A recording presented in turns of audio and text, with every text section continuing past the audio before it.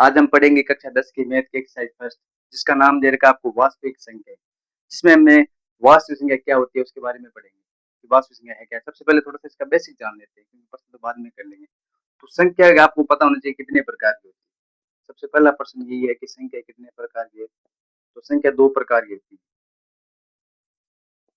एक तो हो जाएगा वास्तविक संख्या और एक होती है काल्पनिक संख्या। अब वास्तविक संख्या कौन सी होती है और काल्पनिक संख्या कौन सी होती है। वास्तविक संख्या तो रियल में, जैसे मान लो हमने बोल दिया कि क्लास में कितने जने बैठे हैं, तो हम क्लास में कम से कम 10 हो सकते हैं, 20 हो सकते हैं, वो सारे सारे रियल है।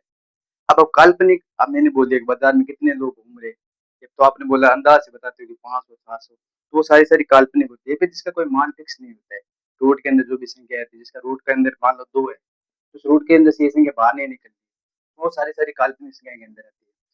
वास्तविक संख्या जो इस सेक्शन में पढ़ेंगे, वास्तविक संख्या होती कौन सी है। इसमें आती है हमारी पहली सम संख्या हो गई, एक आती है हमारी विषम संख्या, एक आती है भाज्य संख्या और अभाज्य संख्या, पूर्ण वर्ग संख्या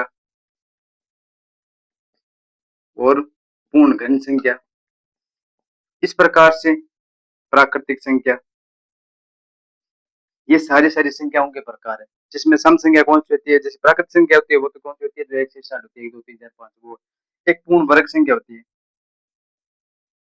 यानी पूर्ण वर्ग संख्या जो मैंने ऊपर लिख दिया पहले से ऑलरेडी। पूर्ण वर्ग कौन सी होगी, जो होल नंबर जिसको इंग्लिश में बोलते हैं, जो जीरो से स्टार्ट होती है। इसमें क्या है, एक से स्टार्ट होगी। सम संख्या जिसमें दो का भाग देता है। और विषम संख्या कौन सी होगी, जिसमें दो का भाग नहीं जाए, जैसे मान लो एक तीन पाँच, वो तो विषम हो जाएगी। भाज्य संख्या जिसके टुकड़े होते हो, और अभाज्य संख्या जिसके टुकड़े होने बंद। जो इस एक्सरसाइज में हम ज्यादातर अच्छे से निकालना वगैरह करेंगे, तो इसमें सारी चीजें यही देखने को हमें मिलेगी। काल्पनिक संख्या मैंने बताई थी कि कौन सी होती है, जिस रूट के अंदर से बाहर नहीं निकलती, और जिसका हमने मान खाली मानते काल्पनिक होता है, तो वो चीजें काल्पनिक कहलाएगी। इस प्रकार से संख्या में दो प्रकार है। अब पहला पहला हमारा प्रश्न दे रखा है, उस प्रश्न को हम सोल्व करते हैं।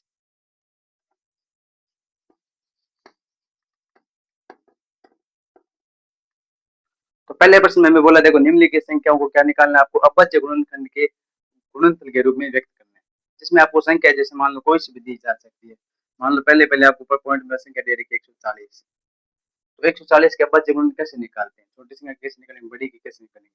तो आपको क्या करना है, सबसे पहले अभाज्य गुणन में 140 लिखना। अब इसमें क्या करना है, आपको सबसे छोटी संख्या का भाग देना है। छोटी सबसे छोटी कौन सी संख्या होती है, जैसे मान लो दो है, तो दो का भाग दो। दो से स्टार्ट करेंगे, तो दो के पढ़े में एक आता नहीं है, केवल संख्या लेंगे चार। कितने हो गए, 14। 14 कितनी बार आते हैं, 7 बार। अब जीरो में आ रहा नहीं, तो जीरो को जीरो छोड़ देंगे। फिर वापस दो का देंगे, दो में देंगे, दो में देखो सात में जाता नहीं, छोटी संख्या छह। छह में कितनी बार गया, 3 बार। अब जो एक से बच जाता है वो आगे वाले को दे दो, ये हो गया 10। 10 में गया 5 बार। अब वापस दो का देंगे, तो दो का तो जाएगा नहीं। अब आपको क्या करना पड़ेगा, तीन का देना पड़ेगा। तो तीन का भी देखो उसमें जा रहा नहीं, 35 आते नहीं तीन के बारे में। चार के में देखेंगे, चार के में नहीं आते। पांच के में देखते हैं, तो पांच के में आते हैं। कितनी बार आएंगे, 7 बार। और ये 7 आएगा एक बार।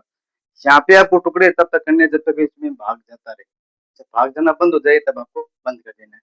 इस प्रकार से आपको इस संख्या के अभाज्य गुणन के टुकड़े कौन से हो जाएंगे, 140 के दो गुणा पांच गुणा सात। दो कितनी बार है, दो बार है। पांच एक बार है, सात एक बार है। तो इस प्रश्न में मैं यही बोला था कि अभाज्य गुणनखंड के गुणनफल के रूप में व्यक्त करो। ये तो हो गए इसके अभाज्य गुणनखंड, और ये हो गए इसके गुणनफल के। इस प्रकार से आगे की दूसरा प्रश्न और देखते हैं। जैसे मान लो एक संख्या और लेता हूँ, आपको कोई सी भी संख्या दी जा सकती है, आप अपनी इच्छा अनुसार जो संख्या लेनी है वो ले सकते हो। दूसरी संख्या जैसे मान लो आपके प्रश्न में एक छप्पन की कैसे करेंगे, वापस वैसे ही पहले दो का भाग देना है। तो दो का दोगे 15 में जाता नहीं है, छोटी संख्या 7 में गया, 14 में गया 7 बार, फिर एक बचेगा 16। 16 में कितनी बार गया, 8 बार। अब इसमें वापस दो का दे। जब तक दो का आपको पता कैसे करना है कि दो का जाएगा कि नहीं जाएगा, पीछे अगर मान लो किसी भी संख्या के जीरो है, दो चार छह आठ, ये संख्या दिखे तो उसमें दो का भाग जाएगा। अगर ये संख्या नहीं है तो दो का भाग नहीं जाएगा। तो दो में देखो 78 में जाएंगे, तो 78 में कितने हो जाएंगे, छह में जाए तीन बार, फिर एक बचेगा 19। 19 में 18 में जाएगा 9 बार। फिर वापस दो का देंगे तो जाएगा नहीं, अब तीन का देते हैं, तो यहाँ गया वन टाइम और ये गया थ्री टाइम। फिर तीन का देंगे, तीन का तो जाएगा नहीं, सीधा 13 का जाएगा, तो ये 13 का। अब इसके भी टुकड़े लिखने हैं आपको। तो 156 बराबर दो गुणा दो गुणा तीन गुणा 13। फिर 2 कितनी बार आया हुआ है?